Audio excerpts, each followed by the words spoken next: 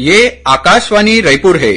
छत्तीसगढ़ी समाचार बुलेटिन के संग अभिषेक के जय जोहार। अब सुनो आज के प्रमुख समाचार। प्रधानमंत्री मासिक रेडियो कार्यक्रम मन की बात में छत्तीसगढ़ के दिव्यांग खिलाड़ी अनुराग प्रसाद के बड़े करिन और ओमन ला युवा मन के प्रेरणा स्रोत बताइन। विधानसभा चुनाव के प्रचार बर भाजपा के राष्ट्रीय अध्यक्ष जगत प्रकाश नड्डा आज डोंगरगढ़ विधानसभा के ठेलकाडीह में विजय संकल्प महारैली ला संबोधित करेन। उन्हें कांग्रेस के बड़का नेता राहुल गांधी कबीरधाम और राजनांदगांव जिला में चुनावी सभा ला संबोधित करेन। और प्रदेश में विधानसभा चुनाव के दूसरैया चरण बर नामांकन पत्र जमा करे के काली 30 अक्टूबर के आखिरी तारीख है। अब समाचार विस्तार ले।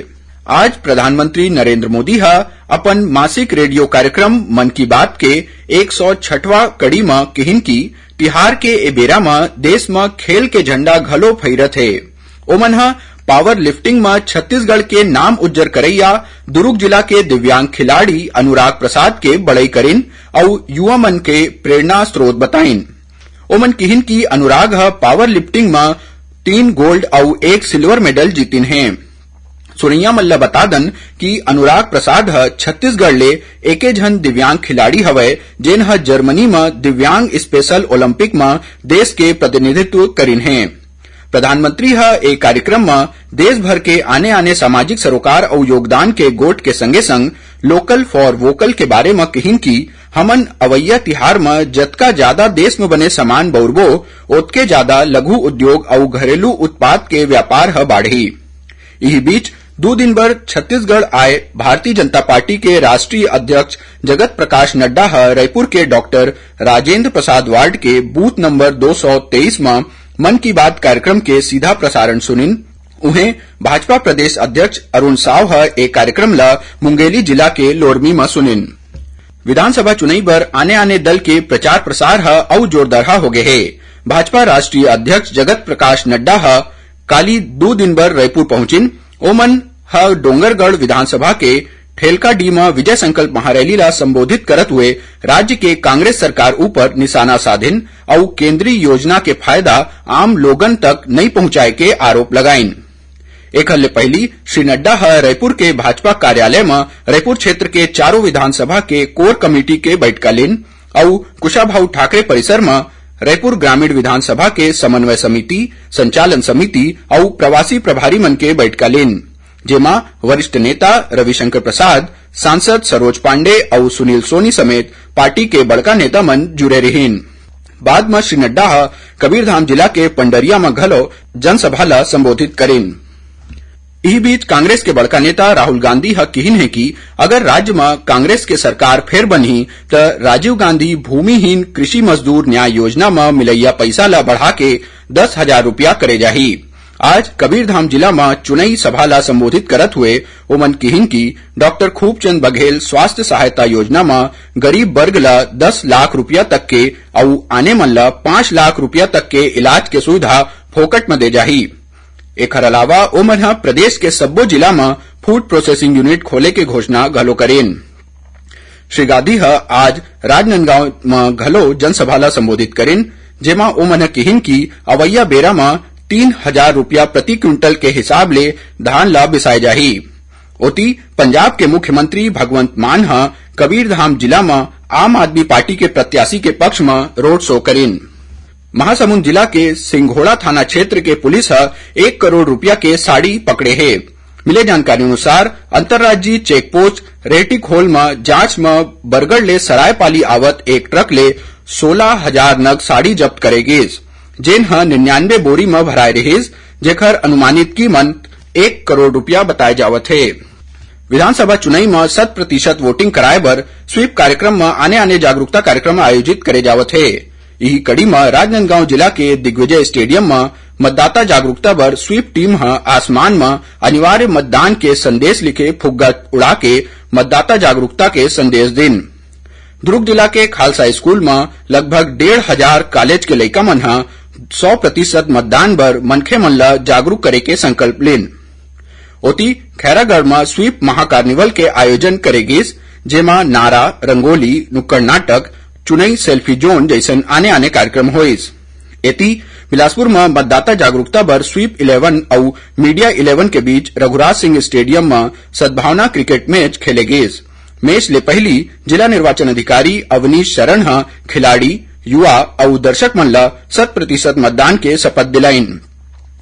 उन्हें कोंडागांव जिला के दिव्यांग और सियान मतदाता मन ले घर घर जाके 30 और 31 अक्टूबर के डाक मतपत्र ले जाही, जेकर बर मतदान दल बनाए गए है।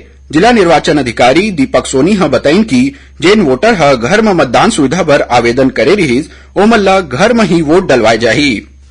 छत्तीसगढ़ी समाचार बुलेटिन आप मन आकाशवाणी रायपुर ले सुनत हव। छत्तीसगढ़ के खबर ले है आपके वास्ता और खबर के विश्वसनीयता ले है हमार वास्ता। आकाशवाणी समाचार रायपुर के प्रादेशिक समाचार बुलेटिन के संगे संग हमार समसामयिक कार्यक्रम आप रेडियो के संग अपन मोबाइल में घलो सुन सकत हो। आकाशवाणी समाचार फेसबुक, ट्विटर और यूट्यूब में घलो हावय।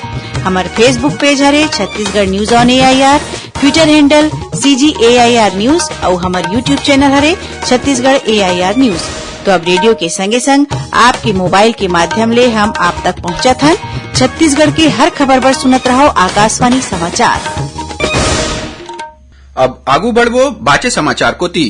प्रदेश में विधानसभा चुनाव के दूसरैया चरण पर नामांकन पत्र जमा करे के काली 30 अक्टूबर के आखिरी तारीख है। जमा नामांकन पत्र के जांच 31 अक्टूबर के होही और प्रत्याशी मन 2 नवंबर तक अपन नाम वापस ले सकते। दूसरैया चरण पर 17 नवंबर के वोट डाले जाही। सुनैया मल्ला बता दन की दूसरैया चरण में रायपुर, बिलासपुर, दुर्ग और सरगुजा संभाग के कुल 70 विधानसभा क्षेत्र पर चुनाव होना है।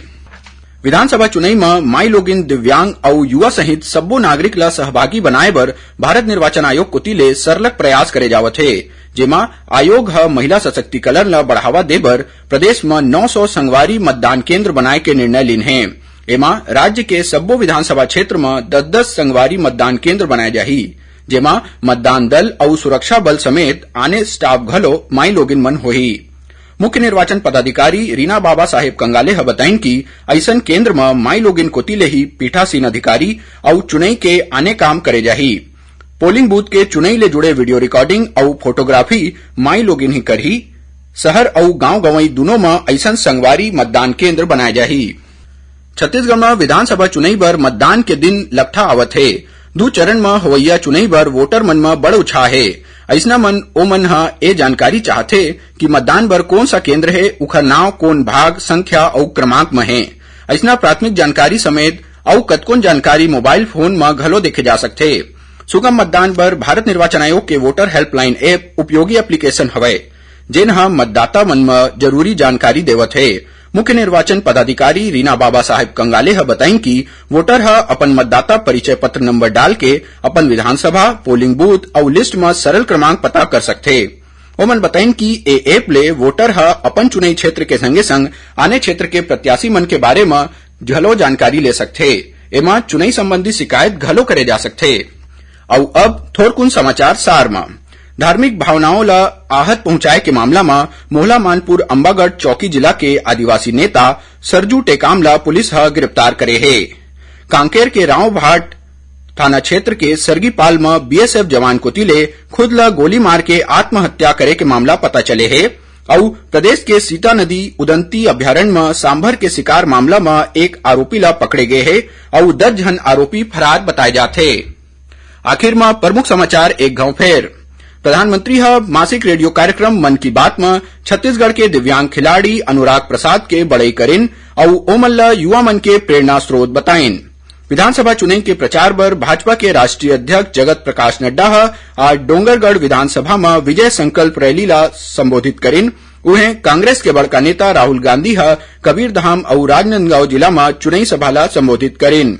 और प्रदेश में विधानसभा चुनाव के दूसरैया चरण पर नामांकन पत्र जमा करे के काली 30 अक्टूबर के आखिरी तारीख है। एकरे संग छत्तीसगढ़ी समाचार बुलेटिन इहे सिरावत है। जय जोहार।